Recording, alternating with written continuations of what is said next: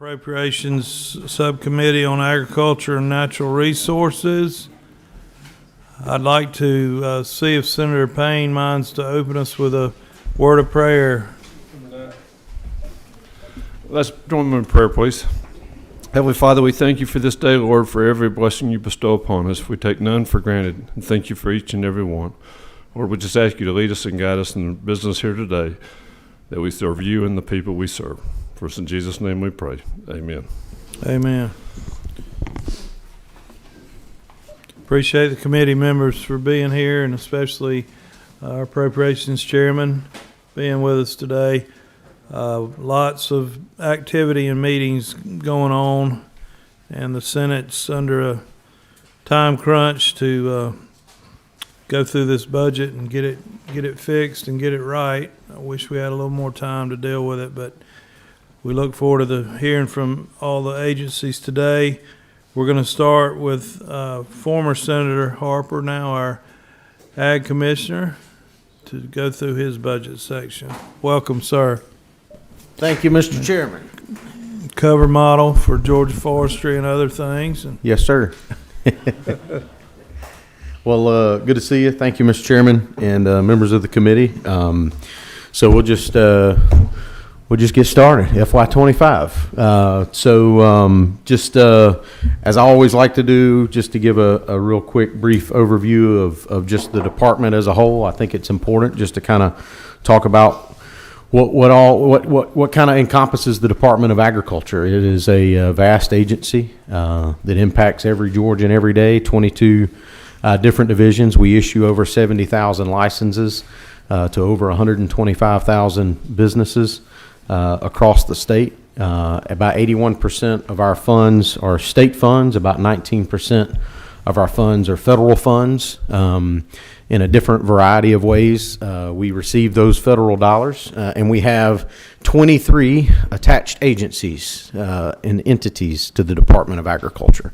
So it's a very broad responsibility, and we appreciate the work that our team, over 500 employees, do every single day in promoting and protecting agriculture, our farm families, producers, ranchers, and consumers all over the state. We have a remarkable team that goes to work and does that every day, so we appreciate their work.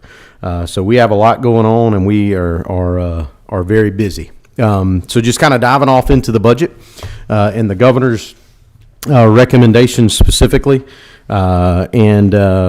so the governor, as many of you already know, recommended an across-the-board 4% COLA or pay raise for all state employees. Obviously, that includes the Department of Agriculture, and we would appreciate your favorable consideration on that particular item for us as an agency.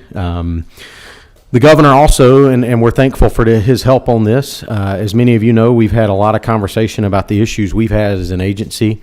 Over 90 vacancies in our department as of this past week. And the majority of those positions are inspector level positions that have been difficult to fill around the state. A lot of that has to do with salary. Our 4-year degree, if you have a 4-year college degree, your beginning salary at the Georgia Department of Agriculture is $39,500. If you do not have a 4-year degree, that's around $35,000. As you can imagine, it's very difficult to hire individuals to work for those salary scales. So when you take the 4%, it definitely helps us out with our inspector level positions, obviously across the board with every position at the department. But thankful to the work with the governor and OPB, they included an additional $2,000 for those consumer protection inspector positions for us at the department. So that takes our $39,500 to $43,000 when you include the 4%. And so we're very grateful for the governor's ad. So that also takes our $35,000 to about $38,400. With the 4% and the $2,000. So that is moving the ball in the right direction. Obviously, the higher you can get, the more opportunity we have to hire the best employees that work for us. So our goal was to get to 45,000 and 40,000 respectively.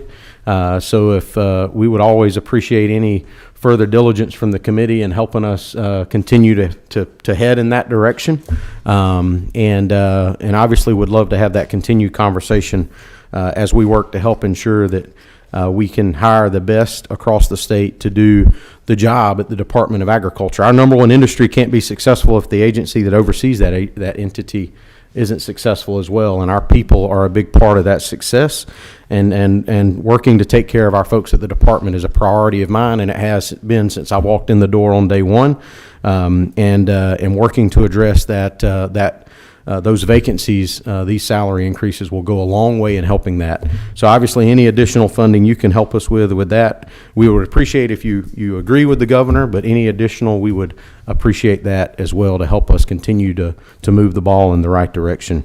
In addition, the post-law enforcement officer salary increases that the governor included for all post-law enforcement officers across the state. Obviously, we're also included for our agency as well, and our post-certified officers that work at the Department of Agriculture. Moving on, in the other ads from the governor, and in his budget, about $550,000 were specifically for the adjustments for DOAS, GBA, and the technology authority related expenses. These are to fully cover those increasing costs that we're going to see as an agency to those respected entities. So we appreciate the governor's office including those funds to help us cover our cost as an agency. As you know, the governor did include $1 million for the EV charging program for inspector positions, but this has been an evolving issue. I'll talk about it in just a minute, so specifically to that in just a minute. Also was included $150,000 for the feral hog task force. I want to publicly thank, I know Commissioner Rabin is here and his team at DNR. I want to thank them publicly, as well as the conservation districts across the state and USDA. This has really been a partnership between USDA, the Georgia Department of Agriculture, the Georgia Department of Natural Resources, and the Georgia conservation districts. It has hit the ground running. We have a pilot program that is currently ongoing in the Middle Conservation District, and it is working remarkably well. And we really think that this is going to help us move the ball in the right direction to help address, especially crop depredation issues related to agriculture, but the feral hog problem that we have across the state. So we would request the money that the governor included in the budget. We would appreciate your consideration in keeping that in, as that helps us continue our efforts jointly as agencies. So all of us are bringing funds to the table to help with this program. And matter of fact, USDA has the task force commander is a USDA employee. So it truly is a joint task force. Obviously, deer and crop depredation continue to be a conversation, so it's not lost on us in the task force on feral hogs that deer are an issue as well. So we're obviously having those continued conversations amongst sister agencies on how we can work together to ensure that we're addressing the issues that our farmers are facing all across the state. Lastly is the true up for the agricultural trust fund that is done every year, and those funds that we utilize at the department. Many of you should have got the trust fund document that we submitted and we're required to submit every year on what we use those funds for this past year. I think it's been very successful in helping us address issues, especially at our state farmers markets across the state, among other things. So we appreciate, obviously, that continued support with the trust fund. In the bond package, I know I'm kind of skipping ahead a little bit, but in the bond package in the governor's budget, they included a little over $1 million for new equipment at the Tifton Lab that is desperately needed. I know we received some funds in the amended budget to help with this as well. This is in addition to those amended funds. and the equipment needs we have for our laboratory network and the work that we do. Our lab is vast. Most folks don't even know all the work we do in our laboratory. I would actually, if you ever are interested, we would love to host you at our lab, especially the lab in Tifton, as it is significantly large. But our lab here in Atlanta does a lot of great work in the food safety space primarily. But our lab in Tifton oversees a lot of those other areas: feed, seed, fertilizer, fuels, metrology, et cetera. So we have some significant equipment upgrade needs, and we appreciate that addition. We also, the governor also included the funds that we requested for a new chiller and a new generator at the Tifton lab. This is to help with our HVAC system, obviously, but also help with our backup power capabilities. Unfortunately, right now, we do not have the adequate backup power systems.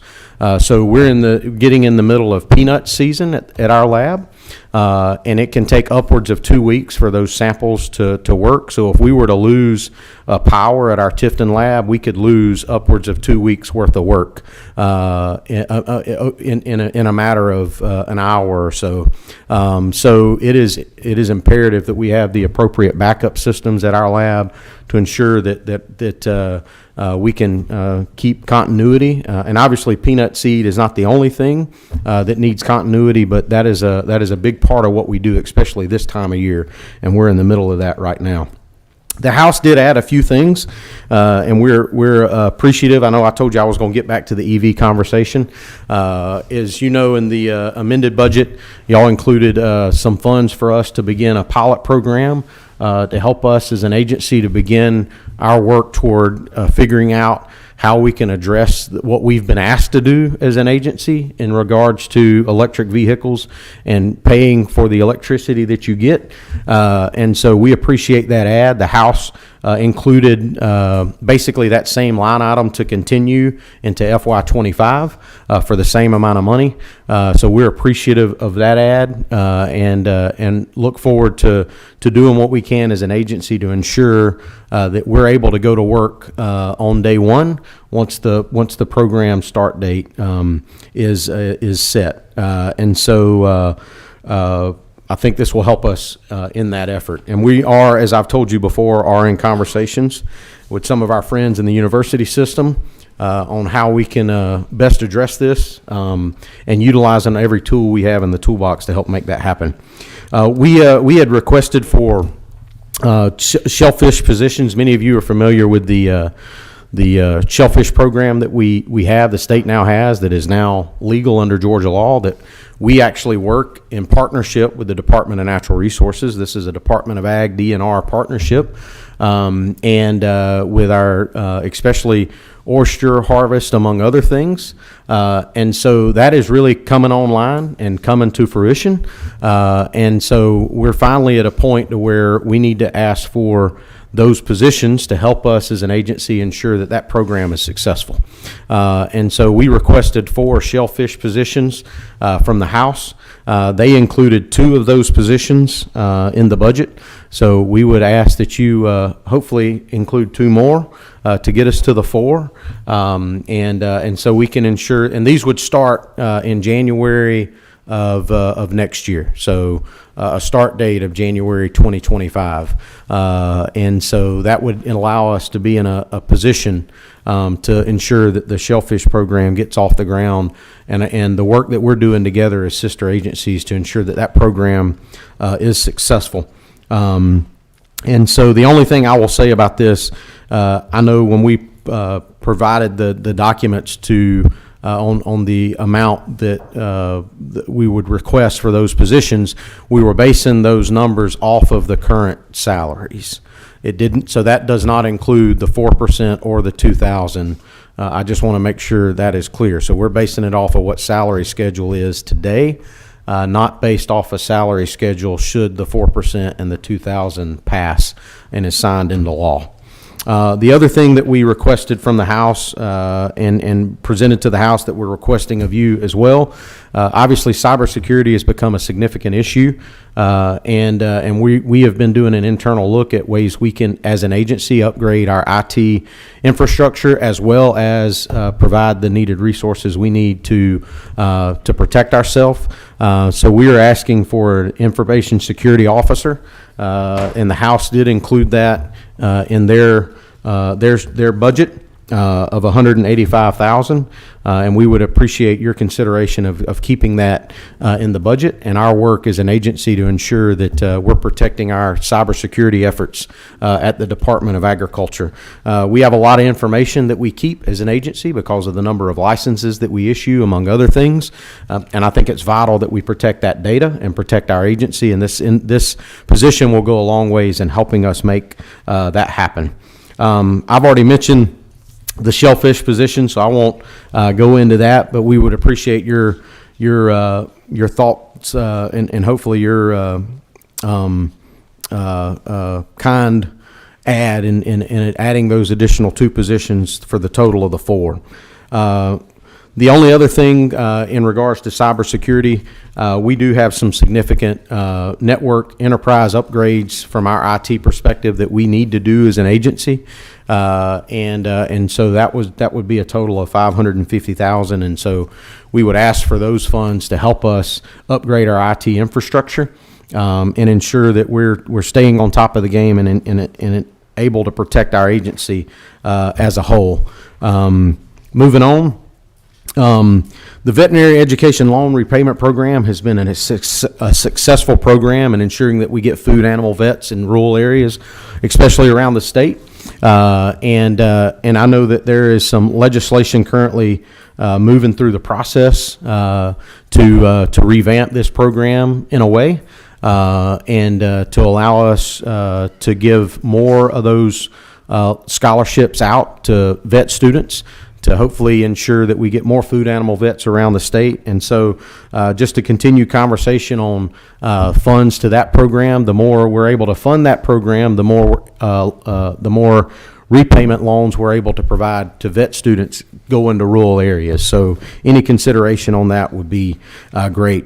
Our mental health programming that we do at the Department of Agriculture was fully funded by a federal grant. That federal grant actually runs out this August. And so obviously we're working with our federal partners to see if we can't continue that, but most of that funding was through the last farm bill, which obviously they have not redone a farm bill or re-upped a farm bill as of yet, and that's still in negotiation.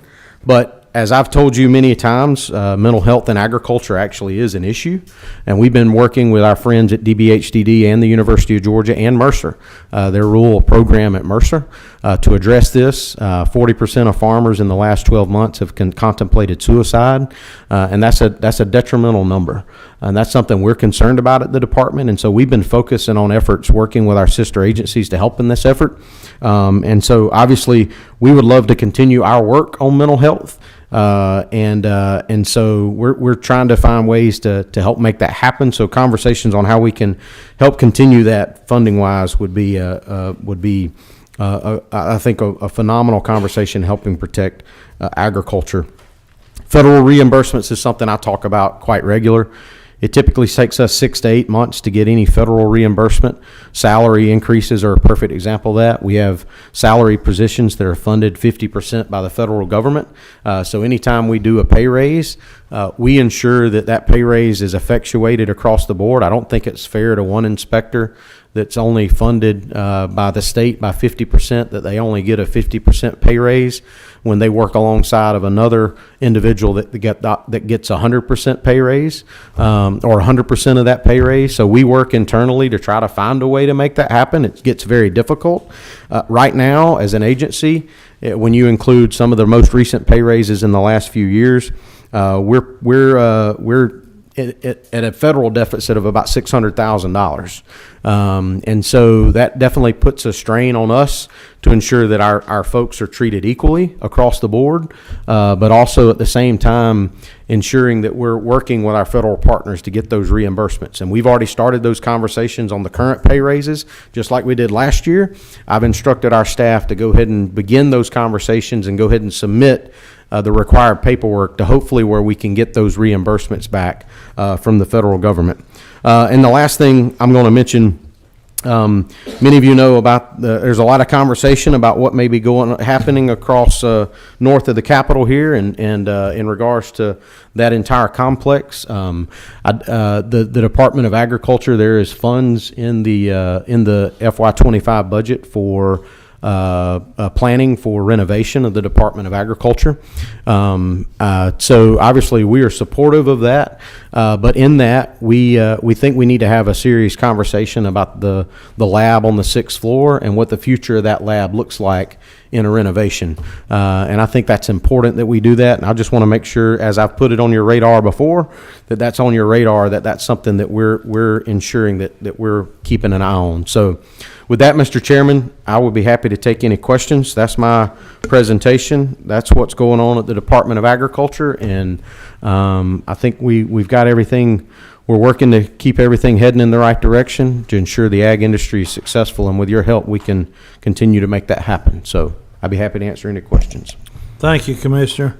And this is really for everybody that's here presenting today. The House spent their half of the money, our half of the money, and more than that. And they, a lot of the line items that we were sent over, they're funding 50% of the requirement and asking us to do a match with really not any room to do the match. I don't want to speak out of turn, Mr. Chairman Tillery, but that's the posture we're in. Everybody on this committee fully supports agriculture. We would like to give you everything you ask for, every penny you ask for. The reality is we don't have any room to do that, Yes, to sir. give you everything you ask for. So we end up being the bad guy or the jerk about this thing, but it's just the position we're put in. Is that accurate, Mr. Chairman? What's your mic number? Not to put you on the spot. Yeah, I want to hear this. Senator Walker, this might be the last time I come to the Ag Subcommittee. I think it's accurate, Mr. Chairman, that there's $105 million of House half ads, and we have $50 million for the Senate. So I hope that sets some expectation. So, thank you for that. I do have some questions, Mr. Commissioner. Yes, sir. On the, so we talked about the EV charging. Yep. 250, the House brought it down to 250. Yes, sir. I understand that maybe it's going to be more of a pilot type program. That's I correct. think we put 150 in the supplemental budget for this. I think it was 250 in It the was supplemental. 250. So it's a continuation of the 250 So from you the. can buy some Yes, sir. equipment This and will get- give us the get ability to buy started. some equipment and even do some experimentation, hopefully, with some of our research institutions. We certainly understand the feral hog problem. It's an awful problem. I wish we could put $1 million toward that or more. We'd But, be okay with that too, Mr. Chairman. The so I see the salary enhancement for the consumer protection. I'm glad to see that in the governor's budget. The $3,000 for the law enforcement or post certified, is that included in that line item, or is it on another line No, item? it's on a separate line item, which would be, let me find it, Mr. Chairman, hold on.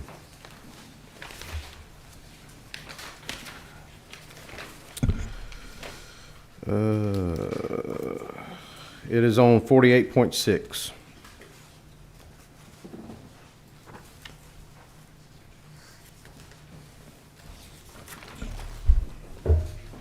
Okay, great, thank you. The 48.1, the shellfish inspection. Yes, sir.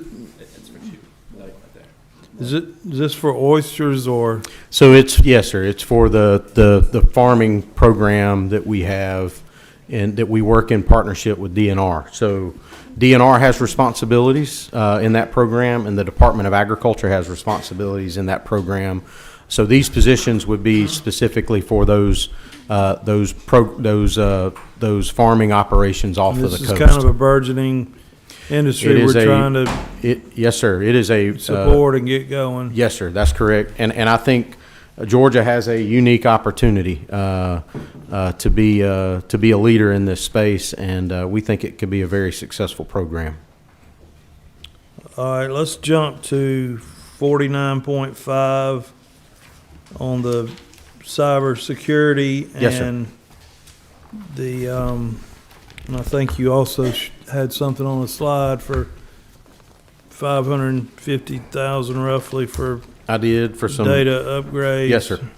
But tell us, so it just kind of raised the question in my mind, is there any ability, do you all work with GTA, Georgia Technology Association, or what? So Authority. I would I'd be happy to get with my IT team and get them get you a clear answer on how we do our enterprise systems. I think we do work with the Technology Authority some, but we do a lot of our internal security systems internally. I have a very robust IT team that does a phenomenal job in protecting our IT infrastructure, and I'd be happy to get them to get you some information on how all that works.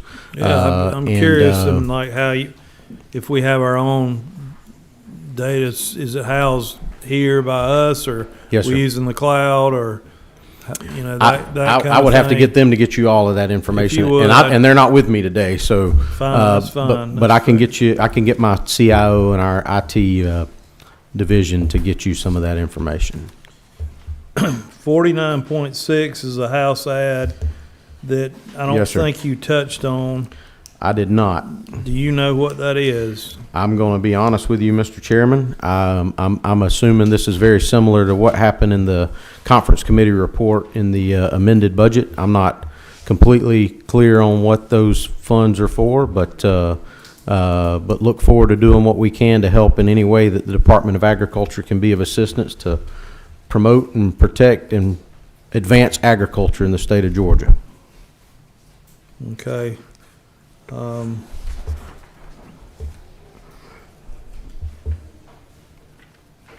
then we've got, hold on one second.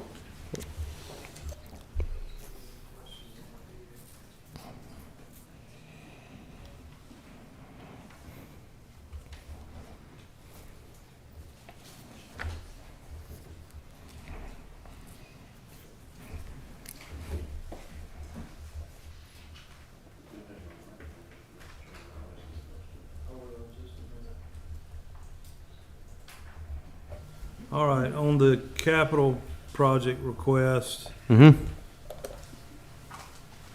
the lab equipment, I think we're clear on what that is. I mean, I don't know what those actually are, but I can read what it is. I don't know what a liquid Chromatographer. But anyway, I'm assuming It's a very high-tech piece of equipment, Mr. Chairman. yes, sir. And Okay, it's so expensive. Yes, it is very expensive. 368.72 chiller and generator. The chiller has to do with the HVAC. That's You mentioned correct. that, and obviously a backup generator, I can see where that would be critical. It's such a round number, and it's such a big number, and we're looking for money. So it's have y'all got it's $1.5 million for the chiller and $1.5 million for the Is generator. that pretty hard figure, or? Yes, sir. Those were the figures we provided OPB mean, whenever they were requesting the needs. I mean, obviously we can get that breakdown to you, Mr. Chairman, on the chiller and the generator. Unfortunately, because of the size of our facility in Tifton, it takes a pretty big generator to provide that backup system. And obviously, because of the size of the facility, it takes a very large HVAC system to control the temperature and the humidity in the facility. And obviously, humidity control and temperature control in a lab environment is very, very critical. And so, unfortunately, because of the type of equipment you have to have, that equipment is not cheap. But you don't really you don't have a bid yet. We did, we don't have, I wouldn't say we have a bid, but we did go out and look at what would work for us as an agency. And we solicited information before we put in our request for those particular items to make sure we knew how much money we needed to request to be able to fund those particular items. Okay. Thank you. I got some questions from the committee. Thank you, Commissioner. Yes, sir. And I look forward to talking to your IT people. Yes, sir. We'll make that happen. Senator Ginn. Thank you, Mr. Chairman. I know that Senator Payne and Senator Anderson sat through a meeting this morning on the GBA, and I think you mentioned your building over there across the street, and I understand it that your original heating and air equipment over there is like 72 years old. That's correct. Said and we got in the budget about $52 million to renovate the building and kind of bring it up to spec. But are we double dipping somewhere along the way? Am I missing something? No, any way I can double the money. Not that I know of. I thought the chairman here Mr. would Chairman. he was looking for ways to double money. I thought understand. if we fold it in half, we can double it. But That is true. But unfortunately, not double it in the way we would like to double it, though. just checking. Thank you, Mr. Chairman. You mentioned the program for EVs, EV development for electric vehicles. Mm-hmm. Are we doing anything as far as outlay for or looking forward to hydrogen and developing what we'll need as a state for hydrogen vehicles when they come forward? So right now, we have not been directed to do anything related to hydrogen as an agency. I don't disagree with you, Senator Payne, that hydrogen, obviously there was a hydrogen truck out here, I guess, just a week ago. And so definitely hydrogen is something that probably should be part of the conversation on what that looks like going forward. But currently we have only been directed, obviously, for gas or fuel and diesel and electricity. But we have no direction right now related to hydrogen. Okay. So if the General Assembly in their wise wisdom decides to head that route like we have with the EVs, obviously we would do what we need to do to ensure that we're making that happen. All right. Thank you. Senator Burns. Thank you, Mr. Chairman. I apologize for being late. I had another little committee to chair, but I appreciate the commissioner. I appreciate the commissioner's leadership and his budget request. I'm a little confused. Did you suggest that there was $100 million that the House supposedly allocated? Is that correct? That's my understanding. $100 million. And what was their original framework? We typically would expect 50. That's what I'm trying to. My understanding is it was 50 from the House and 50 from the Senate. Is that right? That's my understanding. And they allocated $105 million or so. With a lot of half-ass. With a lot of additional requests from us. Now, so let me be clear. What I said, I didn't say half-ass. Half-ass. They asked us to do the other half. Well, then my final question is not for the commissioner. I'm not aware that the House has passed a budget, Mr. Chairman. Are you aware of that? I mean, I see a piece of paper here. This passed out of their committee, and that's all we had to work on. So we're working from a House committee. With a very short timeline. Thank you. I just wanted, I think it was good to see that in Senator Ginn's committee this morning as well. First time I had seen anything in writing related to that, but it's good to see. It just puts us in a very difficult situation, Mr. Chairman. The genie's getting out of the box. Okay. Yes, sir. We're gonna work overtime to do our fiduciary responsibility for the hard-working taxpayers of Georgia, but it does put us under a gun. I appreciate your perseverance, Mr. Chairman. Thank you. Thank you, Mr. Commissioner. Yes, sir. Great job. Thank you, Mr. Chairman. We're all very proud of you as a product of the Senate. I You're doing appreciate all great. y'all. Senator Anderson, your light didn't come on. What? Well, that, Now it came on. okay. Commissioner, thank you Yes, for doing a great job. Just a couple of questions. On the, feral hogs, will we be able to use any of that money toward deer? So, as I mentioned earlier, in the I know, in but I the mean, can we use any of that money toward deer? so obviously the focus of the feral hog task force is feral hogs, but I just we asked. we I are guess we no. are we are working on some ideas to address deer, and actually we've been, as I said a minute ago, we've been talking about those even in the task force, and I think if we come up with the right type of plans, I think we could utilize some funds in that effort to do that. However, I think there's a more of a holistic conversation around the deer depredation issue that needs to be had. Deer is There'll be deer, so- some money about deer later in the budget presentation, I think, okay. under Yep. DNR. And then also, your, security officer Yes, position. Do you make that much? No, sir, I do not. I mean, But that's that- just for clarification, that's salary and benefits, that's salary both. benefit. So that's not just salary only. That number includes salary and benefits for that position. And then one other last question. Yes, sir. On the shellfish inspectors, do you think you actually need 4 right off the bat, or do you think So- maybe 2 would do it? I asked my team what it would take to stand up the program based on where we know the program currently is, and I was told 4 would allow us to ensure that a program is successful. But obviously, we will work with what we're able to work with to make it as successful as possible. And so that was the reason we come with the request of 4. Okay. Thank you. Yes, sir. Any further questions? Down here, anything? Mine wasn't for the commissioner. This is my first time getting to see the House Committee report too.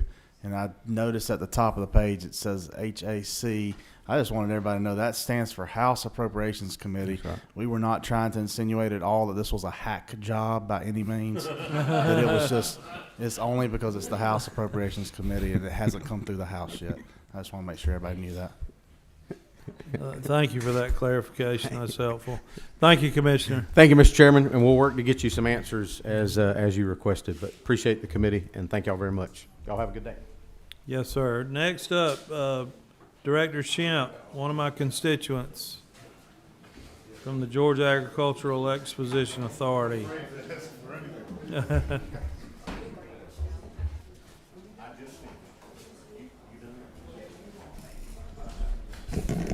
Thank you, Mr. Chairman. It's great to be with you all this afternoon. It's nice to be in Atlanta out of Perry. If we can jump right into it, we're on line in the budget of, it's 52.1, payments to the Georgia Agricultural Exposition Authority. It'll be page 6.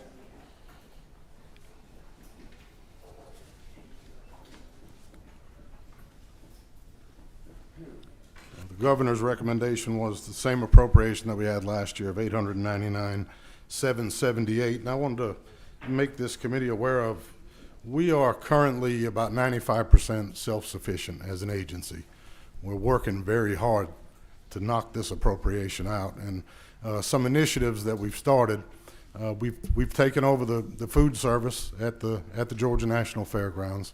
We expect to see a net revenue, we're hoping between $400,000 and $500,000 on it. Attachment that I handed out, we've currently got a hotel under construction. It's a Marriott product, beautiful hotel.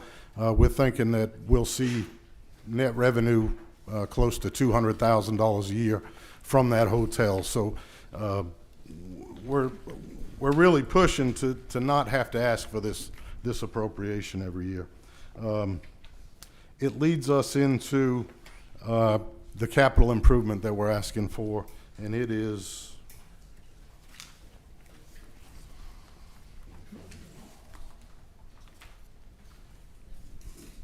It's number 368.73, and it's an additional sheep and swine barn with a new sheep and swine small species arena. Funding has gone into the lower education on ag education. We're seeing younger folks show. We're seeing school farms pop up all over. Young people, the first project that they normally get into is something of small species, a pig or a goat.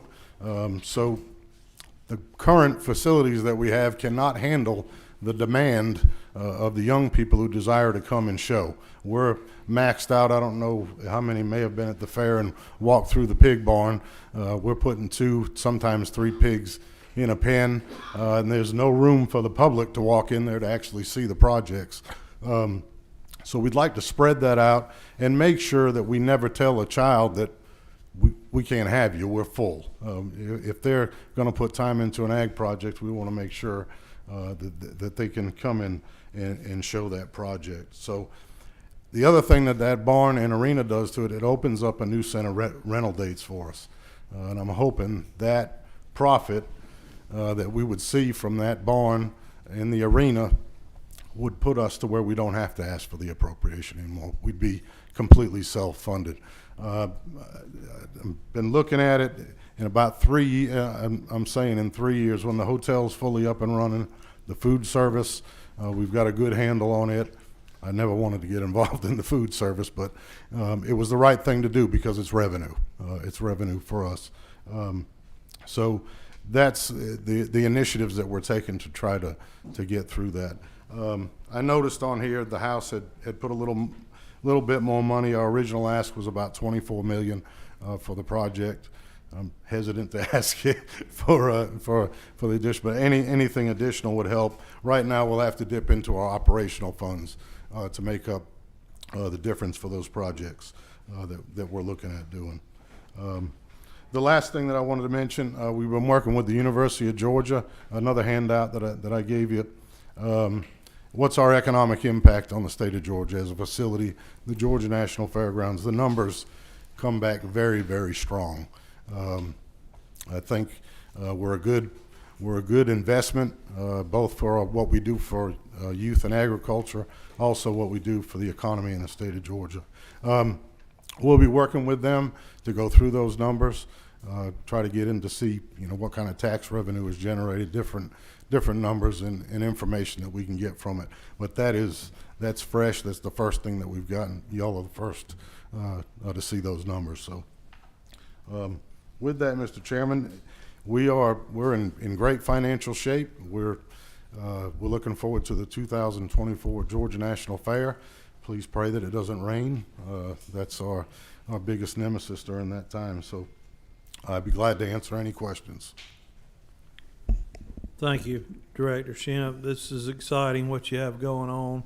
1,052,000 visitors in 2022, and just the National High School Rodeo had people from 43 states, 5 Canadian provinces, and Australia.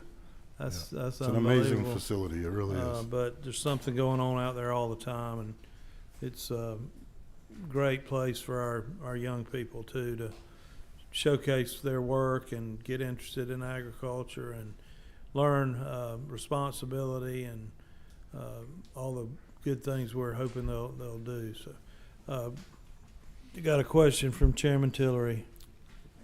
Thank you, Mr. Chairman. Y'all have had a great year. Yes, sir. We went to COVID Absolutely. and had to keep you propped up. What did you say your reserve balance is now We're running about $6 million right now, but in reserves? yes, but that's going to last us till October. As we go into the fair, we like to go into the fair with at least $3 million in the bank. We're hoping to get there, maybe with a little bit more on it, and that covers us if it rains a weekend of the fair. We know we're not going to have to come and ask, for money as we go forward. So we do have we can kick in some. Constantly, we're kicking money back into our facility. You were talking about cybersecurity. I got an invoice on my desk right now for $200,000 to upgrade the firewall that we use. Somebody tried to hack into our system, so it's a constant investment. So, come October, we project we'll probably have 3.5 million in reserves. And the fair creates how much? About Last year's fair, I know you. about $4 million. Yep.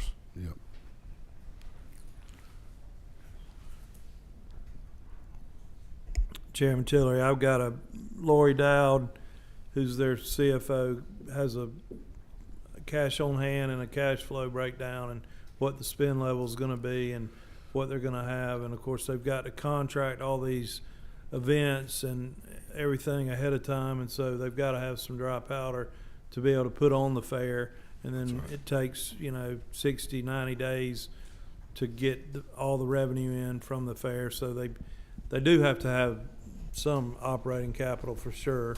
They can't spend down to zero, or they couldn't put on the fair. But I think the board is doing a good job. Stephen's certainly doing a great job, and they get it that we are wanting this thing to be self-supporting. Absolutely. And they're moving hard in that direction. The demand, thankfully, is there for multiple events most weekends, and we've got, with the demand, we feel like we can increase some of the fees and rental rates, and not on our young people, not on the back of our 4-H and FFA kids, but off of the other type shows where, if somebody can come from Australia to participate in a rodeo, I believe they can afford to pay a market rate for their RV rental space. But That's right. Anyway, thank you. Thank you. Any questions? What are the dates of the fair? October 3rd through the 13th. All right. Yes, sir. Who will be your headliners for the fair? We've got several. Well, I'm going to bring you. I'm an 80s kid, so Warrant. Do you know who they are? No. Josh Turner. Oh, I know that. Yeah, okay. Yeah, and Genuine. I don't know if you know who Genuine is, but he'll be there too. So, just congratulations to the Senate on your victory in the Legislative Livestock Showdown. I thought you'd carry that trophy around with you when you were walking around. Thank you for bringing that up. So the Senate it was dominated in the Legislative Livestock Showdown. In fact, we had one member of the Senate won the championship showmanship, so that was good, and it was a lot of fun. Yes, sir. The hotel, will the big ballroom be Walker Ballroom? It'll be privately owned. We're doing a land lease, so we have nothing to All right, thank you, sir. All right, thank you all so much. All right, next, Director Attaway, Soil and Water Conservation Commission.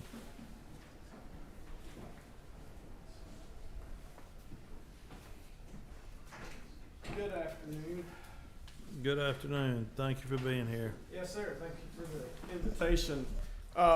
Soil and Water has 3 governor recommended adjustments referred to as 53 and can be found on page 6, I believe, of your tracking document. 53.1 is just a little short of $96,000 for the 4% COLA raise. I'll echo Commissioner Harper's statements on that. That's much appreciated and much needed. We have some trouble areas in our departments of funding is the problem. We bring them in, get them trained, and 9 to 15 months later, they're in the private sector or at local municipalities, and it's just a revolving door for us. So we look forward to that. Appreciate your consideration on that. And 53.2 and 53.3 is a combination of $23,000 to just reflect increase in telecommunications expense and agency premiums. So that wraps up Governor recommendations, the House did slide something in there, Mr. Chairman, but you got me a little afraid to talk about what the House did with the budget. So, but I will bring it up just quickly. It's $72,000 for the startup and funding of the Master Farmer Program. Goal of this program is basically to give our ag producers, allow them to get credit for the things they're already doing. They're already attending the field days that the soil and water districts put on. They're going to extension workshops and keeping up their pesticide and herbicide license. We would like to develop a one-stop shop with these master farmer workshops. They can come and learn everything they already are learning, keep up to date on their license, and their incentive, their benefit of going is we're going to work with NRCS in the state of Georgia, where they'll receive credits on their EQIP applications. So briefly explain that situation. NRCS is Natural Resource Conservation Service under USDA. They have a program called EQIP that they dole out annually, just alone in the state of Georgia, anywhere from $40 to $50 million, where farmers can go do soil improvement or land improvement operations on their land. Unfortunately, they receive $90 million in requests. So the Master Farmer Program would give a leg up to these producers that are taking the time out of their busy day to go learn, broaden their reach, keep their license up to date. They would have preferred treatment in that EQIP point system that NRCS doles out yearly. With that, Mr. Chairman, I'm done. Happy to take any questions or comments. Senator Payne. Just real quick, that 72,000, is that that's fully funded? That's not a half-ask? That is fully funded. I just want to make sure. Yes, sir. Any other questions? We'll gladly take double if you. Okay. Thank you, sir. Yes, sir. You got a good looking pen. I appreciate that. Y'all have a good rest of your day. Director Laura Moore, Georgia Forestry Commission.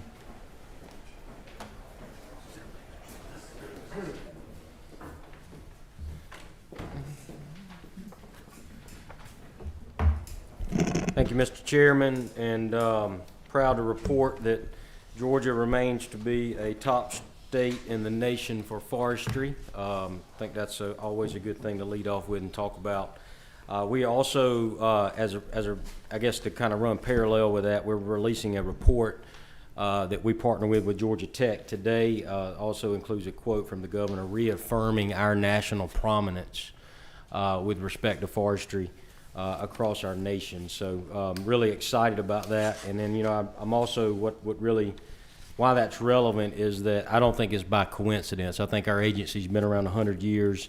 And I think a large part of that success that our state recognizes and sees in the forestry sector is attributed to the work of people that have come before us and then people that are here currently working for our agency. So I did, in light of the conversation that was had just a few minutes ago about the House and the Senate budget and some conversation there, I had a request for a humble $50 million, but I think I'm going to refrain and change my game plan here on the fly, if that's okay. That might be wise. Yeah. Just want to go in general. Number one, I'll just start. I'm going to be on the tracking sheet. It starts on page 9. I will speak to this just kind of across all of our departments. There's a total of $1.6 million in there. For the 4% cost of living adjustment up to $3,000 for our employees, not to exceed $3,000. That was in the governor's recommendation. The House has supported that, and we would ask for your support in that vein as well. I would also like to just take a moment before I move on to the next is to say thank you for the work that you've done for our agency in the past couple years with respect to cost of living adjustments, and with our ability to implement things like career ladders, the 401k matches that this body has supported, that the governor has put forth. All of those things are having a tremendous impact on our workforce. And I think they've got us in a spot where we're primed to be extremely successful on that front. I would just like to point out, I say this very cautiously, and I also recognize that when you look at data at one point in time, and you kind of get, it can be skewed, and you have to watch the trend. But our current turnover within our agency is 8%. And I think there's a lot of places that would strive to have that turnover rate in the private sector and in the government sector. And I attribute that to a lot of the work and the support that this body has given us and the governor has given us. I would also attribute it to our great leadership team that we have in place. We are engaged and we are involved in what our workforce's issues are, and we're working every day to meet those challenges and to address the challenges that really to make our workforce more productive and to make their lives on their job a lot easier where they can perform their jobs. So I think there's a combination of things that are happening, and I'm certainly appreciative of the support. One other thing I think, you'll go back to the top that I had that I think is important to mention before I walk through the rest of the section. I think it's something that's pertinent. Many of you heard the fires out in Oklahoma and Texas. We send workforce out to help our neighbors when they need us the most. We currently have 5 folks in Oklahoma, and we have 1 in Texas who's on the overhead team with the federal government supporting the wildfire extinguishing efforts that are taking place out there. So really proud of those folks, and just keep them in your thoughts and prayers as you go through your normal course of business here. And we'll continue to support those folks. It's really a balance for us right now. We generally send out a lot more at a curtain time, at a time. But it's a balance for us because we're in the middle of our service season. A lot of prescribed burning happening, a lot of fire plows being in the ground to help support that, and then also spring fire season's right around the corner. So it's a little bit of a balance. We were able to support them in some fashion, but generally we do it in a lot bigger fashion. So just thought this group would be interested in that. I would add on line 165.3 under our admin on page 9, you will see a House ad for grants to counties with more than 20,000 acres of state land in them. We were made aware of this yesterday, Mr. Chairman. We would certainly support that effort, and if counties request that payment from us, we would certainly process those payments if those funds remain. It is in statute that counties can request those funds from the State Forestry Commission or from the Department of Natural Resources. Our commitment, and I've spoken to the Commissioner Rabin, our commitment would be to make sure we're working together as 2 state agencies to ensure counties don't get double paid and don't submit invoices to both agencies for those funds. So that's just a direct pass-through. We get nothing from that. It would just be a process that our CFO and her group would go through processing those payments back to counties. I will flip to page 12. It's 167.4. You'll see the House added $5,000 in there for targeted salary enhance for certified law enforcement officers. They had omitted a position. The governor, the OPB had omitted one of our positions, so the House put that back in for us. So we certainly were appreciative of that. It's $5,000, and you'll see the line says $3,000, but that includes fringe. That's the discrepancy there.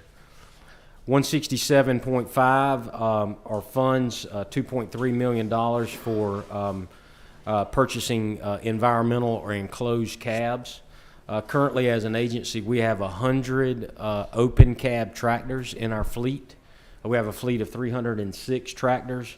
We are striving by the year 2028 strategically to get to a 20-year replacement schedule on our tractors. To do that, it would take about $6 million in our operating budget. So the 2.3 would need to go to 6 at some point between now and 2028. That's assuming that we can catch up all of the 100 open cab tractors that we have now. And you may recall, Mr. Chairman, back in October when we were submitting information to the governor's office and OPB for one-time ask, we made an ask for $35 million to get all of those tractors, those 100 open cab tractors, replaced with enclosed cab tractors. with this strategic goal of being in 2028, being able to get to $6 million in our operating budget, so we could start acquiring in the tune of 15 tractors a year. And why is 2028 significant? That is because in 2007, our agency purchased our first environmental cab tractors, and those will be in need in 2028 to be replaced on that 20-year schedule. So just a little bit of background there. Certainly understand, and we certainly are appreciative of the $2.3 million, but just wanted to give a little bit more color to the request that you may recall that we made back in October. The number was a lot different and a lot more significant. Excuse me. 167. Director, I'm gonna break my protocol here for my good friend to my left. He wants to ask a question now. All right. Before he forgets it. It's real simple. Said on your tractors, I bought my first cab tractor in 1996 and never looked back. Would those cab tractors help you retain employees? Because I know if I was sitting out there fighting the smoke and the heat and the dust, that cab tractor I might want to work there a little longer. Don't you have a problem with employees retention? Yeah, the cab tractor certainly would improve the work conditions 100% for our individuals that are out doing that work every day. Absolutely, sir. Mr. Chairman, again, I came real close to bringing a picture. We have a picture in our lobby of some firefighters that are in front of an open cab tractor, and they're just covered in soot and dirt and dust. I came real close to bringing it with me as a prop today to show this committee. It's a hard day's work on an open cab tractor, and I would agree with you that once you go to a environmental cab or an enclosed cab, it is completely different. And I would also add that Florida, our two neighboring states, Florida and South Carolina, are at 100% enclosed cabs. And when you send these firefighters to other states to assist, do we send equipment do we send these tractors and stuff with them? We do send tractors with them, yes, sir. Maybe we should send the open cabs. I may come back to you for guidance on that, Mr. Chairman. But yeah, those are great questions, and I think it does improve work conditions, and it really just keeps them fresh and keeps them safe on the job. So it's a great question. Thank you. You'll see on 167.6 there underneath protection, the House made a $100,000 reduction. So Mr. Chairman, we'll take that as an agency and we'll deal with that. But that is a fee. That is an annual fee that will be required to run the new radio system that was passed in the amended FY24 budget. So that's a $100,000 deduction that they made for us. And there, I will stop there, Mr. Chairman, and just ask for this committee's support of the HAC proposal that the House Appropriations Committee's proposal that sits before you. Be happy to address any questions. Okay, I have a few questions, I think. So the $2,347,000 on line 165.2, which was transferred over, what is this commission administration program? Now the money's being shifted to buy tractors and equipment. Yeah, last year that $2.3 million was put in our budget as the county grant reimbursement. The governor, and it was only for 3 counties at that time, the governor disregarded it because it was his understanding and OPB's understanding there were other counties that were subject to that, and he wanted to get a grasp of what that looked like before he funded that. OPB has put together the report, and there's like 7 counties. Excuse me. I mean, I learned about it yesterday. There's like 7 counties that are eligible for the grant funds, and that new number is 1.7. So let me drill down. Yes, sir. It was in there last year. It was disregarded. Disregarded by the governor. He didn't put it in this year. The House added it. Yes, sir. Just want to be sure we're clear on that. So, did he move the money last year? When he disregarded it last year, did you get to use it to buy equipment? Did you retain it? And were you able to use it for something else? But this year, so it's being taken out because it was in continuation. The governor took it back out again. Didn't leave it in continuation.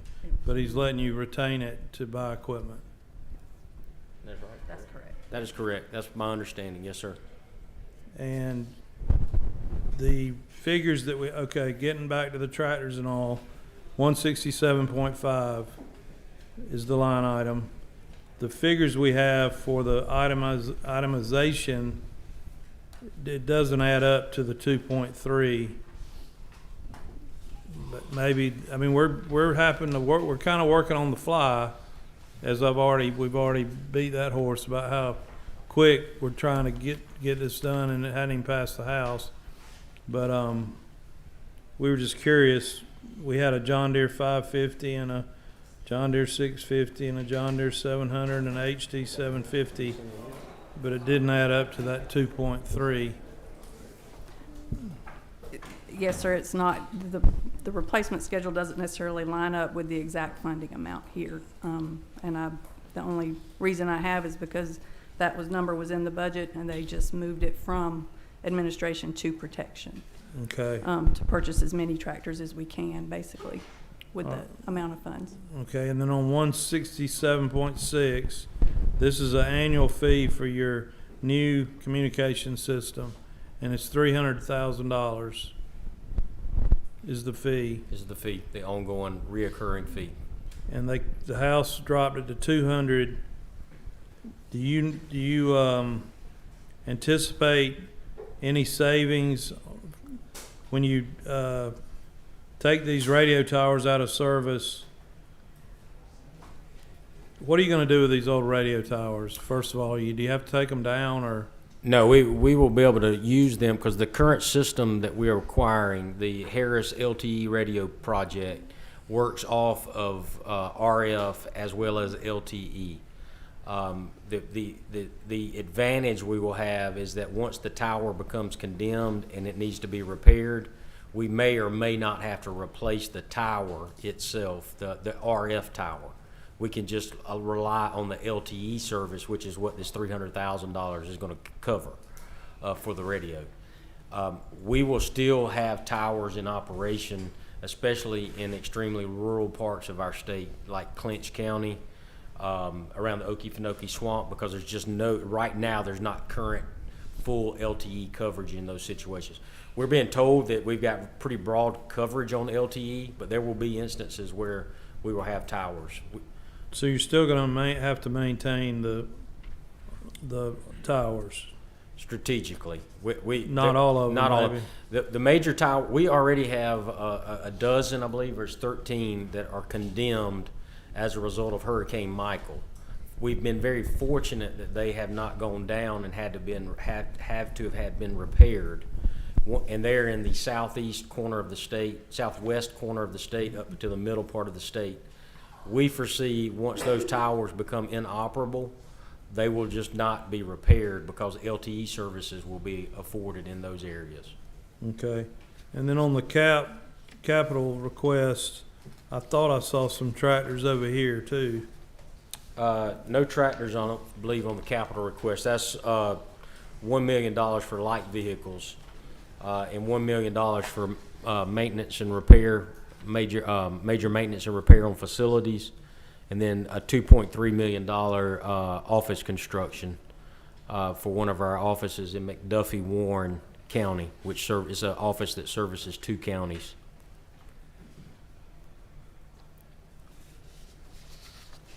Okay. Yeah, we really appreciate the move of those funds into our operating expenses for tractor purchases, because that allows us to be able to purchase or plan for a replacement schedule. Currently, we've purchased, since I've been here, we've purchased 20 tractors. Oh, excuse me, it would be 20.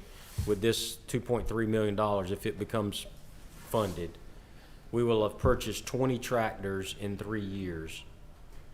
At that, just, we'll round up to 7 per year. We'll round up to 7. That would be a replacement schedule of 43 years.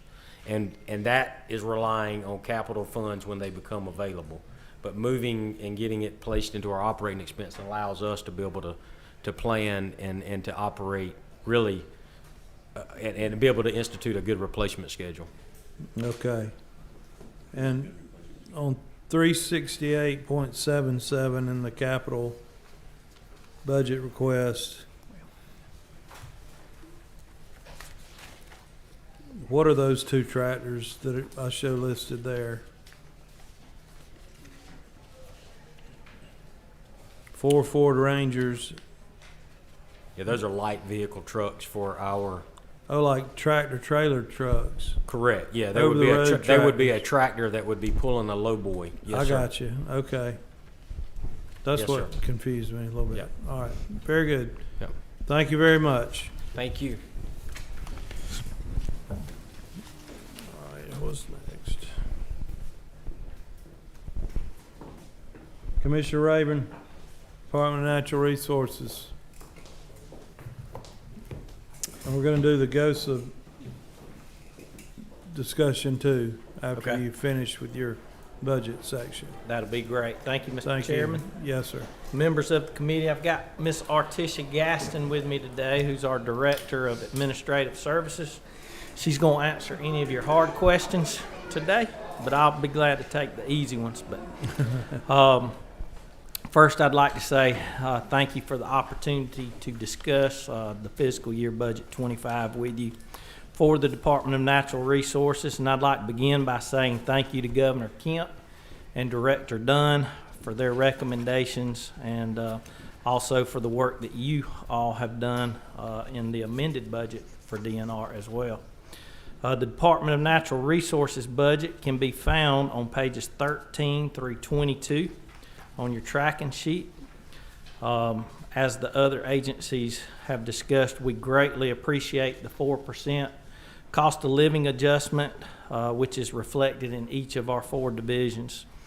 This certainly is a big help when it comes to recruiting new employees and retaining those employees that have worked with us for some time now. Additionally, in each division, you'll see billing adjustments reflected in GTA, the Department of Administrative Services, and the merit system. On page 14, line 230.4, under our coastal resources is a cost savings of $31,000, and we're eliminating our landline phone system there. We will still maintain a switchboard and a landline in each of those sections that we will continue to answer calls. Under the departmental administration line item 231.3, you see an addition of around $171,000 for an increase in rental rates from the Georgia Building Authority for additional Capitol Police security and operational expenses. Moving to page 17, line item 233.1, under the Georgia Outdoor Stewardship Program. This is a true up from the FY23 collections, leading to a reduction of $215,000 in that program. On the next page, under law enforcement, line item 235.4 is an increase of around $1 million to provide an additional $3,000 targeted salary enhancement for all of our post-certified law enforcement officers. Line item 235.5 is an increase of $577,000 to allow us to hire 6 additional game warden positions. We currently have 17 cadets going through our game warden academy. Looking forward to getting those out in the field as well. As we go to the parks, recreation, and historic sites on line item 236.5, you see a $55,000 reduction in funds that align the budget with expenditures. This is a carryover of the reduction from the amended 24 budget. Item 236.6 is an increase of funds for part-time staff salary adjustments to address recruitment and retention, and that's around $458,000. Line item 236.7 is pass-through funds for the Franklin D. Roosevelt Warm Springs Memorial Advisory Committee for travel and per diem, and that's a $5,000 request. And then moving on to our Wildlife Resources Division on page 22. And I'd like to say, Chairman, I appreciate your lapel pin as we talk about wildlife resources today. Item 238.5 is an increase of funds in the amount of $153,000 for a training coordinator position to standardize division training. And this is a carryover request from the amended budget. Line item 238.6 shows a cost savings measure that will replace $118,000 in state funds with federal funds, and we are merging two programs, our stream survey team and our freshwater diversity team, and this cost savings is recognized in the reduction of a program manager position. Line item 238.7 is another cost-saving measure. We're consolidating our hunting and fishing regulations instead of the two printings that we currently have in our state, and this will be a reduction of a little over $100,000. Line item 238.8 is a true-up, and this shows an increase in funds for the Wildlife Endowment Trust Fund in the amount of $73,000. Line item 238.9 is a yes item to utilize Wildlife Endowment Trust funds for fish hatchery renovations. The House has separated out personnel services here, adding line item 238.11, which provides around $200,000 to cover 3 fisheries technicians and additional operating cost. $100,000 of the Wildlife Endowment Trust funds mentioned in 238.9 will be used for fish hatchery renovations. But then when you get to line item 238.10, which was also a yes item in the Wildlife Endowment Trust Fund, and the governor's recommendation for the DMAP program, but given it was for personnel, the House added that funding on line item 238.12, and this pulls out the personnel services out of the yes items and allows cash to be used for that. And then, as Commissioner Harper had mentioned, line item 238.13 is a House addition of $500,000 for processing venison donations for hunters for the Hungry program. With the funding provided by the House, we plan to grow the program around the state to 50 or more participating processors, providing around 225,000 pounds of venison. And then as we move into our capital projects fund, the specific items can be found on page 5 of the capital projects and bonds tracking sheet. Line item 368.78 is almost $19 million for major facility improvements and renovations statewide. There's a vast array of projects included in that, to include campground renovations in our Parks Division and our Wildlife Resources Division, comfort station replacements, campground renovations, lodge and cottage renovations, a number of infrastructure renovations, and then hunting, fishing, boating, access repairs, shooting range renovations, and other projects around the state that helps to update our infrastructure. If you'll look at line item 368.79, it's about $1 million for parks and wildlife ADA improvements statewide. Line items 368.80 is $6 million for new construction at state parks. And then line item 368.81 is a little over $3 million for vehicle replacement and lab equipment. And this will work with Director Cowan in the Environmental Protection Division. He has some lab instruments, and there are a number of vehicles in there to the tune of about $2 million, a little over $2 million for vehicle replacements. Line items 368.82 is $15 million to acquire high-value conservation land in our state. And then lastly, in addition by the House, in line item 368.98 are pass-through funds for Tybee Island beach restoration in the amount of $2 million. And that, Mr. Chairman, will conclude my portion of the budget presentation, but happy to answer any questions that you or the committee may have.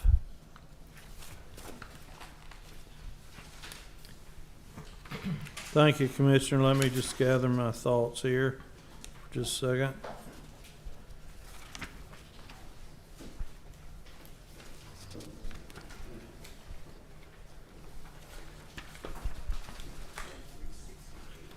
So 235.5, 6 additional game wardens.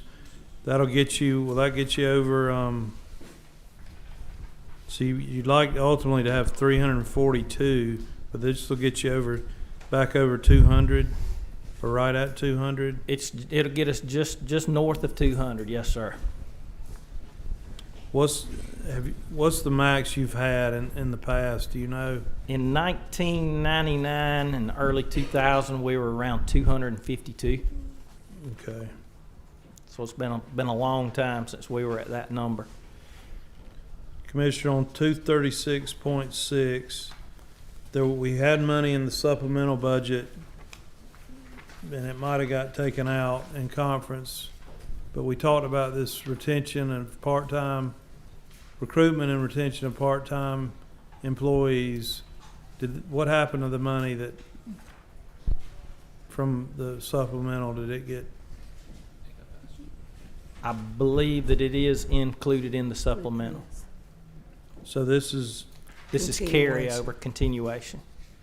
Wonder why the governor didn't put it in as part of continuation. Maybe just missed it or something. Could have, yes, sir. Okay, and I'm not even gonna ask about the $5,000. I just somebody else can if they want to, but.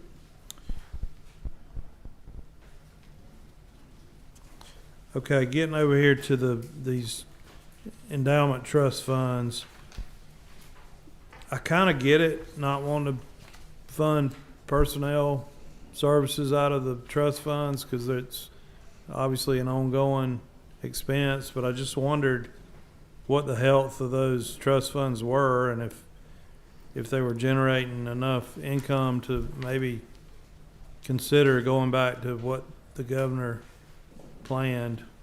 They certainly do, and of course, I've had discussions with Director Dunn on that, and he also agreed that it might be better for the personnel services just to be consistent with all of the other personnel in our agency to not be dependent on that trust fund. That trust fund is, of course, funded through our lifetime license program, hunting, fishing license. There is a formula to that where we have to keep a base of the principal, so to speak, of that trust fund. And, today the fund is doing well. I don't have that number in front of me right now, but I would tell you that the fund is healthy. But, who knows 10 to 15 years down the road where that fund will be. Okay. On the capital request, let's see.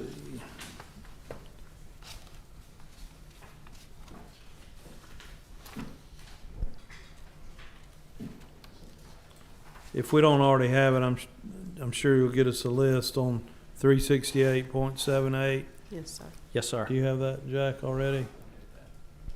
You don't have it with you today, do you? We do. We have a list. Just leave it with Jack, if you would, please. Any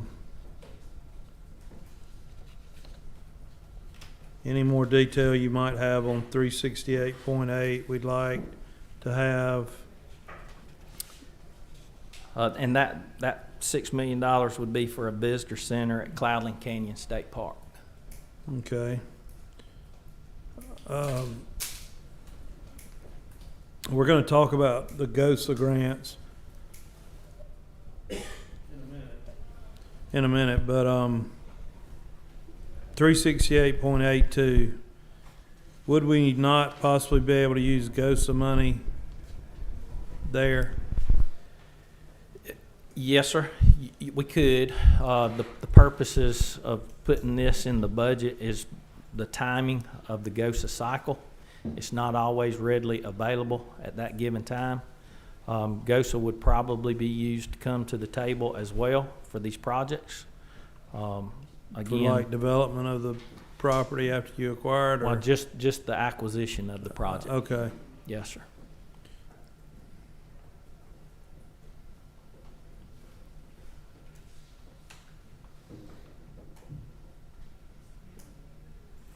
And the Jekyll Island, we're going to hear from the former commissioner on it, right? Yes, sir. Which is right below that. So was there anything? Okay. Any questions from the committee?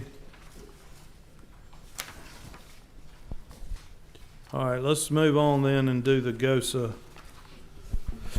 grant. And just while I'm finding my paperwork, refresh the committee on how this is funded, please, and what this program is about. So a few weeks ago, I presented the slate of projects to this committee. And most of you recall that the Georgia Outdoor Stewardship Act was approved by Georgia voters in 2018 and became active in 2019. I'll say that the referendum that accompanied that act passed by 83% approval rating by all Georgia voters. But the purpose, the program is the state's first dedicated funding mechanism to support local parks and trails for nature-based recreation, such as camping, fishing, hunting, boating, hiking, biking, and other outdoor pursuits. It also provides funding for stewardship of conservation land. It does, as you mentioned, support acquisition and protection of lands critical to wildlife, clean water, and military installation buffering. The trust fund is funded by the state portion of money received by the state from the sales and use tax collected by outdoor recreation equipment establishments.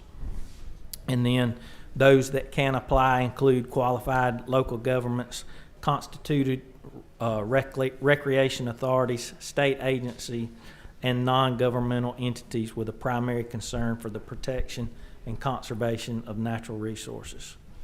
And then here's some facts that I like to brag about on us as a state.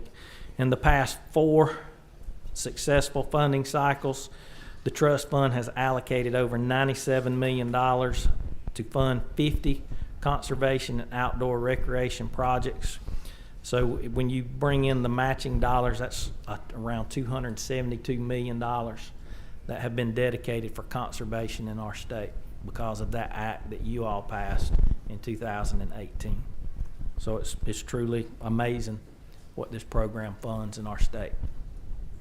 All right, so just to reiterate, the funds are generated from the state portion of the sales tax on outdoor sporting equipment, guns, gun safes, anything like that. I mean, kayaks or That's all correct. that kind of thing. And I think a 0.25% is what is currently being allocated to GOSA. Is that right? Is it 0.25%? It's 20% comes to the state currently for So this program. And maybe the max is a quarter. Yes. Okay, but anyway, regardless, so there's the board. The Board of Natural Resources sends us a slate of projects, and we have to either approve or disapprove the slate. We passed earlier in the session out of the Senate 2 bills, Senate Bill 340 authored by Senator Kirkpatrick and Senate Bill 344 offered by Senator Anna Vittardi. Both of these are would impact the sales tax revenue on outdoor sporting equipment, specifically surrounding firearms, ammunition, gun safes, trigger locks, those kind of things. So if those two bills pass the House, it's going to impact the amount of money that goes into GOSA. And we don't really know what that impact is going to be, but it's going to be a reduction of revenue had they otherwise not passed. The other concern I have with this slate is we do have opportunity, I think, for some acquisition of land. You see it in the budget capital request, and some projects of regional significance. So my recommendation to the committee is that we ask the Board of Natural Resources to revisit this slate of recommendations and to pare it back some in light of the pending legislation and in light of a future project of regional significance where we may need more capital in the fund to be able to complete that project. So that's my recommendation as chairman, but it is up to the board. So what will happen if we were to, I guess we would, where's my lawyer? Do I have a, so I guess we would just ask you to revisit it. I don't know if we vote no, I suppose, to this slate. You all would take it back then to your board, correct? And you all meet in late March, is that? Well, the process would be if voted today, and I agree that would probably be prudent to reduce the number of that slate of projects, the bottom line number. So we would probably have a called Board of Trustees, Georgia Outdoor Stewardship Program Board of Trustees next week. And then we would take it to our Board of Natural Resources also next week, and then bring it back to this committee and the House before y'all get out of Atlanta. All right, so that's my recommendation, but I need a motion and. All right, and how do we need to state the motion? Can anybody tell us? Just we disapprove of this slate of projects and request you bring us a Reduced. new slate with a reduced bottom line as soon as you can. Yes, sir. So this was in our last meeting. I'm sorry, I don't know that it was in your folder. I didn't get a copy of it. So I got a motion and who? Second. But Mr. Chairman, before we do, can I ask a couple questions? Yes, sir. One of the things that when we passed the legislation and set these funds aside, one of the things that we also do is we acquire a good bit of property close to our military bases to protect those military bases from encroachment. And when you do that, I can see that pays big dividends back to Georgia in a lot of different ways. What's going to happen there? We start cutting the funds off. Are we shooting ourselves in the foot? Well, I don't think we're shooting ourselves in the foot. I think, the funds, regardless of what that number is, will go into the trust fund. If you vote no today and send that back, we'll reduce the bottom line number in that slate. The money will still go to the trust fund, kind of in a reserve. And I'll say that the department takes a pretty strategic look when we go into acquisition. Certainly the high conservation value properties are looked at, and what increases that is when they are providing buffering around those military installations, particularly if they support the conservation of listed or potentially listed species of the Endangered Species Act. Good question. Thank you. Any further discussion? All in favor of the motion to reject the slate of projects currently presented and ask them to bring us a new slate with a reduced bottom line figure, please signify by raising your hand. All Aye. Opposed, like sign. All right, it passed unanimously. Thanks for working with us on this. Yes, sir. All right, thank you. All right, thank you, Chairman. See you. That's the only vote we got, so that's good. Okay, next is, all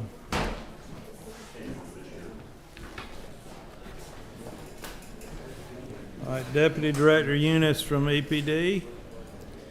Yes, sir. How are you? I'm well. How are you, Mr. Chairman? Good, good. Thanks for having me today. Director Cowan sends his regrets that he could not be here today, but I'm here along with Susie Kosis, who's our administration manager, and Katie Hegarty, who's our legislative liaison. Thanks for having us, and thanks for the opportunity to present EPD's budget request along with the governor's recommendation.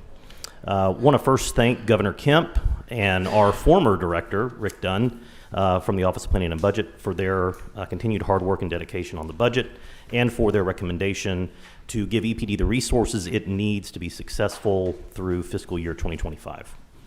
Look forward to working with you and the General Assembly as a whole as we go through the process. For reference, our budget is on pages 15 through 21 of your tracking document as a part of DNR's overall budget.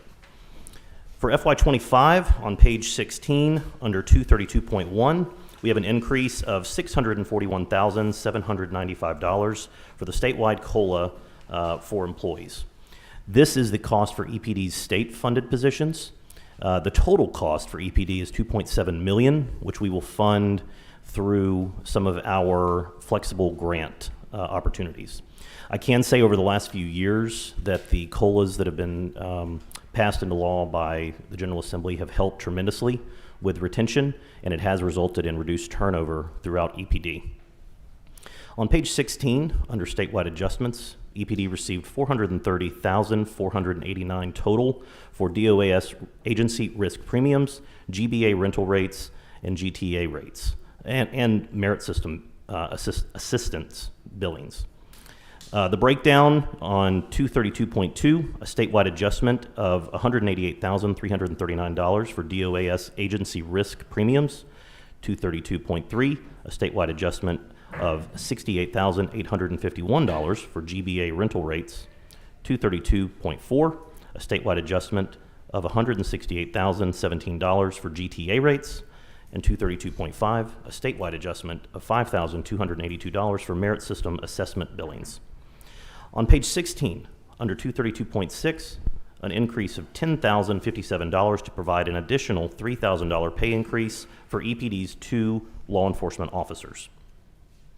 On page 16, under 232.7, an increase of $350,617 for 5 new positions to help with agricultural water withdrawal permitting activities. Mr. Chairman, you're familiar with some of the issues that we have, particularly down in southwest Georgia.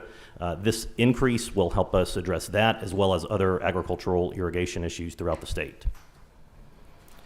On page 16, under 232.998, a decrease of $172,290 for the transfer of 2 paralegal positions to the Department of Law. EPD was responsible for the administration of these positions, but they have always been managed by the Department of Law. Moving the positions creates efficiencies for both EPD and for the Department of Law.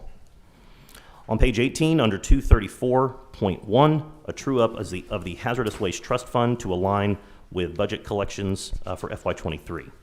It's a reduction of about $2.8 million. The FY24 appropriation was based on unusually high prior year collections. The new budget of $14.7 million is much more in line with a normal collection year. On page 21, under 237.1, we have a true-up of the Solid Waste Trust Fund to align the budget with FY23 collections, which resulted in a minor increase of about $200,000. Mr. Chairman, I thank you again for the time to present. That is the overview of the governor's budget request for EPD. Happy to respond to any questions that you or the members may have. All right, thank you very much.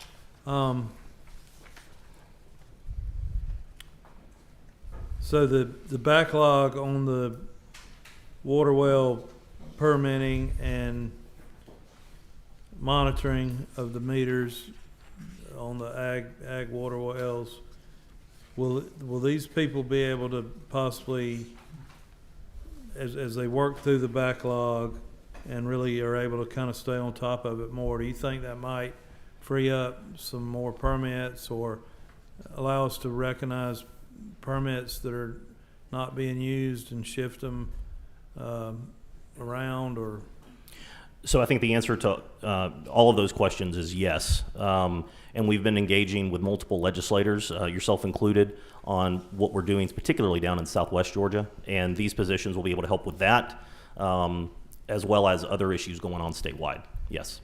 And you also look at surface water withdrawals too, I guess. Yes, sir. That may not be contemplated in this, but that's good. That'll help our ag community. Yes, sir. And those positions will be based in our Tifton office. Great. Hang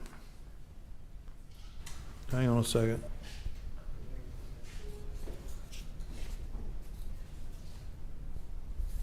So the tipping fee, I mean, that's quite a drop on the tipping fees. 234.1. Hazardous waste. You talking about hazardous waste? I think, Yeah. Yeah, I think it's a variety of factors that contributed to that. I think there were some payments that came in early as well as some payments that came in late based on the fiscal year ends. And so this number just trues up that. Say that correctly? Yeah, that's correct. I just wondered if that was like a leading indicator for construction slowing down or something. No, sir, I don't believe that's the case. Okay. No. And then your other dedicated fund, it went up a little bit. The Solid Waste Trust Fund? Just seems like those two would be synced together kind of to me. I guess I don't totally understand the difference. There's different factors that contribute to both of them, and I'm happy to follow up with you and give you some additional information on specifically where those fees are collected. But they are different areas of operation that go into those funds. Okay. Thank you. Senator Sims, do you have a question? Sir, I think so. I'm not quite sure how to. I just want some clarity on this. 232.7, which directly impacts my district, a large part of my district. The money is there for additional positions to work with the permitting activities. Then the chairman asked about surface water withdrawals, and you mentioned it was a Tifton decision. Well, what does Tifton, tell me about Tifton and their involvement. So we have an office in Tifton, and that's Okay. where our agricultural permitting unit operates. Okay. This plus up will add 5 new positions.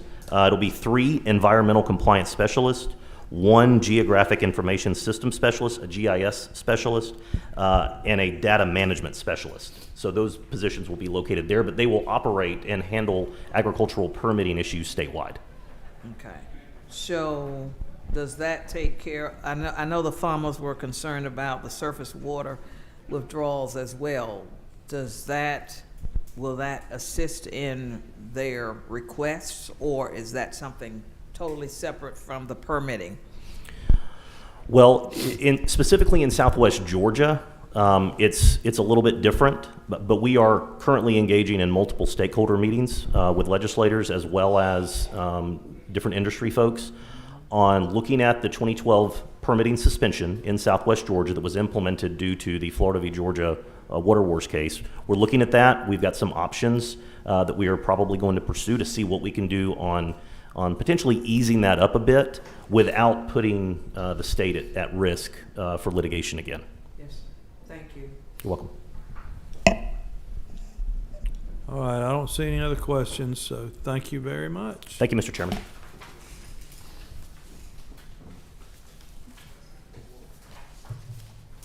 Director Williams, Jekyll Island State Park Authority. How are you, Mark? Good, Mr. Chairman, members of the committee. great to be back here in a different role. I think it's the first time I've had a coat and tie on since July. I know it is for dress shoes. I know. But thank you for letting me present today. Jekyll Island can be found on page 6. It's 368.83. We only have one item. Funds for a one-time funding for repairs and maintenance, $3 million. Jekyll Island, we're in the process of obtaining $20 million in bonds through the Glenn County Development Authority. This is for our golf improvement plan that we started planning in 2017 with a year of implementation of 2023. It's a big project, and as you all know, we're a self-funded island. I've heard a lot of talks about COLAs and merits and all that. We fund those internally through operations as well. But we can make the payments on the bonds. We estimate them to be about $1.6 million a year through operations, but these monies in this state budget will help fill the hole in our capital project funds and maintain our rainy day account. We like to have between 2.5 and 3 months of reserves in our rainy day fund. For hurricanes, COVID hit us hard, and those type of things. And these monies will be used for meter upgrades, stormwater upgrades, water service line repairs, and engineering services for wastewater. Just for a little history, Jekyll Island has permanent residents, and so we as the JA maintain a water and sewer system just like a city. And so this is what we'll use these funds for. And we also have for the convention center, although new to a lot of people, it's getting in its time where big items are going to have to be repaired. So we have chillers on schedule to be repaired in FY25 for the convention center. So with that, Mr. Chairman, I'll be glad to answer any questions. Any questions? He drove a long way. Sure did. I want all y'all to come down there. We have we entertain about 3.5 million visitors a year at Jekyll Island, so we got a lot going on. So I'd love to host you down there. Give me a call. If you hadn't been in the last 5 years or so, definitely need to go, man. It's real nice what they've done and are doing down there. It really is a jewel. Yeah. Don't let me know when you're leaving. Call me before you come. All right. Do we got one question, I'm maybe? sorry. No, just a question. I've mentioned that I haven't been there for a while until been there a few years ago. It's a huge difference that I've seen myself. Thank you, sir. Thank you. All right. Come Thank back. you. Thank you. All right, Mr. Stevens, Stone Mountain Memorial Association. Good afternoon. Good afternoon, sir. Thank you, Mr. Chairman, members of the committee. I'll be very brief today. There are 3 line items on page 6. There are 368.84, 368.85, 368.86. They're part of the governor's original recommendations. The bottom line is we have old buildings and we're trying to renovate, replace new chillers, mechanical, electrical, and plumbing in 3 different structures. The first is Memorial Hall, which is $4.235 million. And then the second is the building on top of the mountain. If you've been to Stone Mountain, you know there are hundreds of people a day that go to the top of the mountain. And it adds up to thousands and tens of thousands of people every year. And that building is just old. So we're going to be replacing the floor and doing quite a bit of other work to that top of the building, top of the mountain building for $3.217 million. And also, just as a matter of interest, on top of Stone Mountain, inside that building, are repeaters for electronic communication for the Georgia State Patrol, GBI, our own police, DeKalb County, the FBI, and others. And they're housed in that building, so we're going to be redoing that part of the building as well. And then finally, there's a need for a chiller at the Education Center. These were all original recommendations from the governor, which we appreciate very much, and we appreciate your consideration in looking at keeping these items in the budget. With that, Mr. Chairman, I'll yield for any questions. Thank you, Mr. Stevens, and thank you for your work on this. And shepherding this great asset that we have, looking after it. Now, you served in the Senate. Yes, sir. 8 years, and I have post-traumatic stress disorder just sitting here. I've been in this room many times, and I appreciate the service that you guys provide to the state of Georgia. Thank you. Not to call anybody out, but Senator Sims, did you all overlap any? No, okay. All right. I got a question, I think. Yeah, just Senator share for the committee. What has been your experience as far as visitors at Stone Mountain and at the memorial over the last several years? Have you seen a change in that pattern? We haven't seen a change. We get, we believe, close to 3 million visitors a year. You can go out there any day of the week, and especially in the mornings when people are walking, running, biking, that kind of thing. Right. It looks like the United Nations there. Right. It's a very diverse audience, and we're proud of the number of visitors that we do get. So it hasn't slacked off any. There hasn't been any issue with attendance. Years ago, I lived off Memorial Drive, and that was the place to have a little respite. Now, is the railroad still a feature? Yes, the railroad's still there. And are you still doing the sunrise service on the top of the mountain? Yes, sir. Thank you. Thank you. Thank you, Mr. Stevens. The railroad, Yes, sir. does the Indians still attack the railroad? No, no, sir. I have with me our Director of Operations, Dwayne Studdard, who's sitting right behind me. And a little known fact is 47 years ago, he started as one of the cowboys in the Cowboy and Indian show that went on at that time, having to do with the train. So it's an interesting question. Thank you, sir. Thank you. All right, Dean Nick Place, UJ College of Agriculture and Environmental Sciences.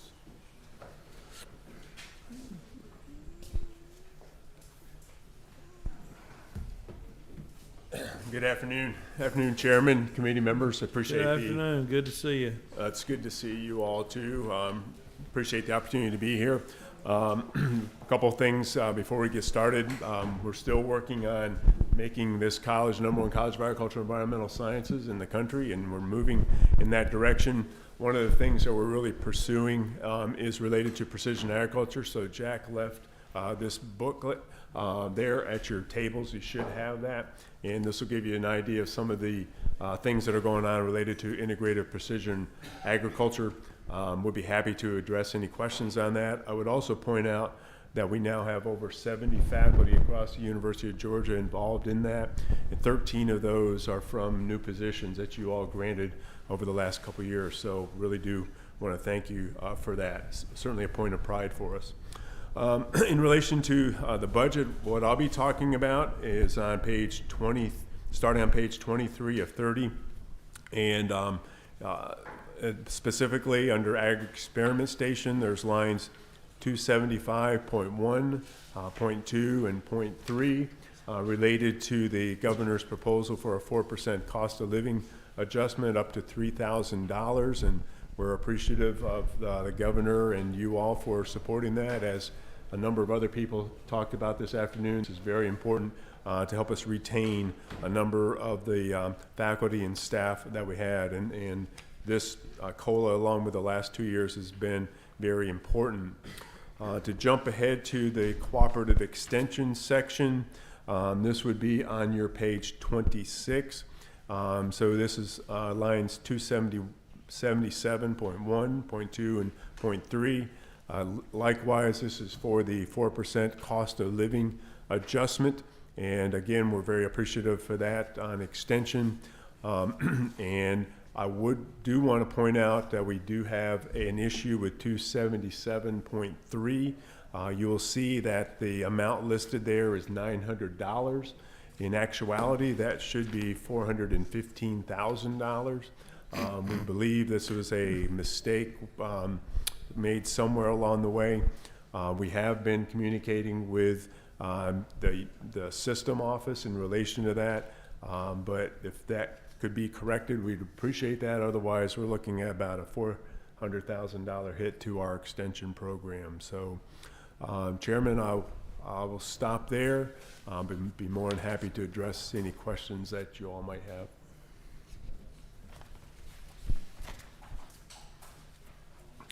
All right, thank you, Dean. Do you have any capital requests?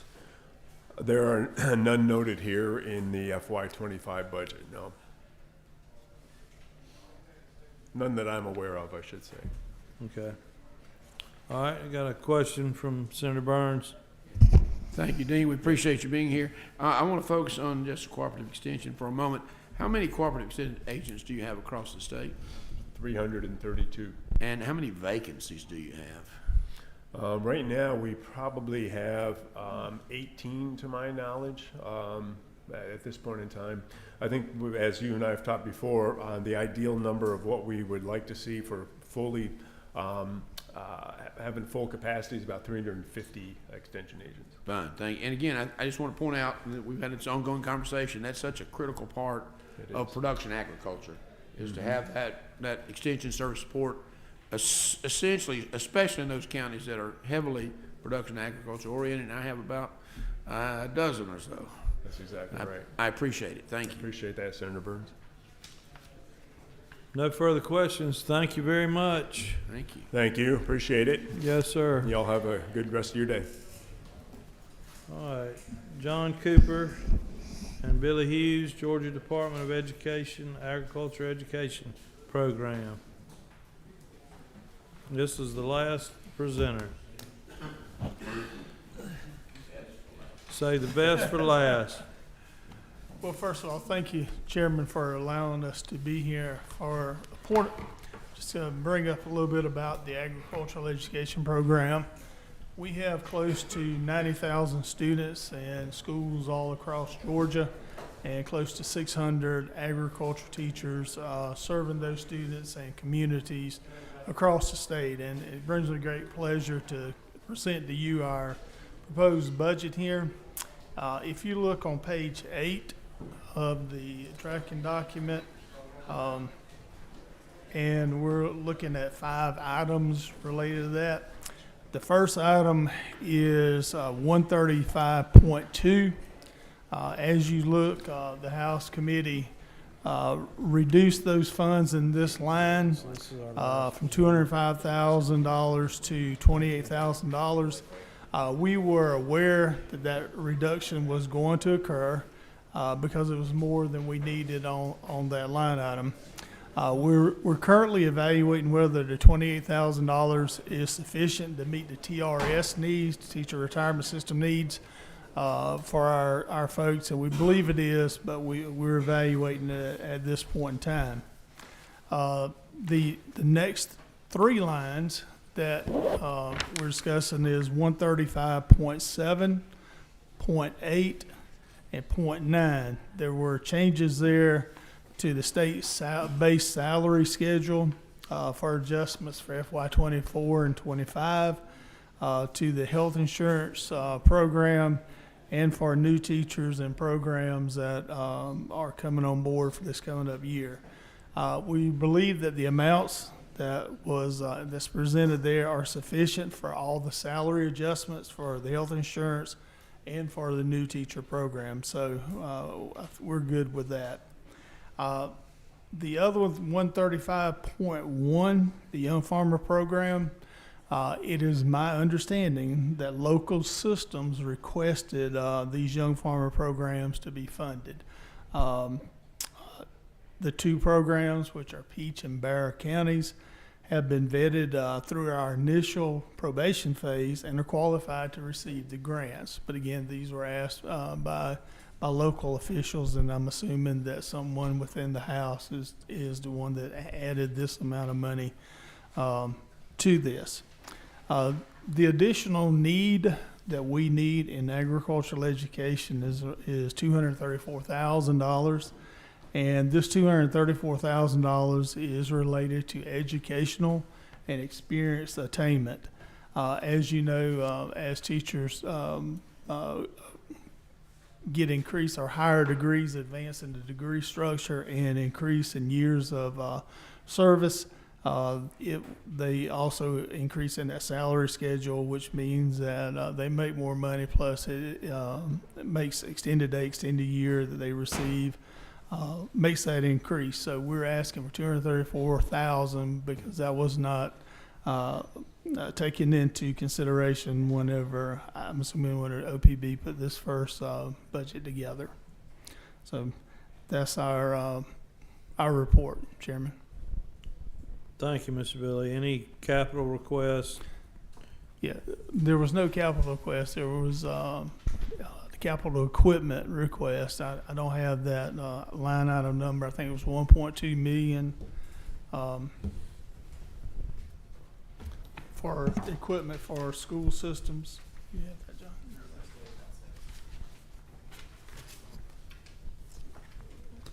So that might be in somebody else's. Education. It's two line items together, but it's on line 368.6. It's in the capital project bonds. Okay, I did not look it up on the Senate side. We'll look into that. On line 135.7 on the salary increases, then you need to take into account the extended day and extended year. And the governor put in 477,193. Why did the House bump that up by 46,000? Do you know? Yes, sir. There was not enough money in there to take care of that expense. Our total need for 135.7 was $513,000. And OPB put 477 in there. Okay. All right. Any questions? Thank you so much. Well, we look forward to working with the Senate on the Ag Ed budget, and thank you for your time and consideration for the budget. Thank you. Good job. All right. With that, our meeting will stand adjourned, and we need to exit promptly so that the next committee can get started. Thank y'all for your help.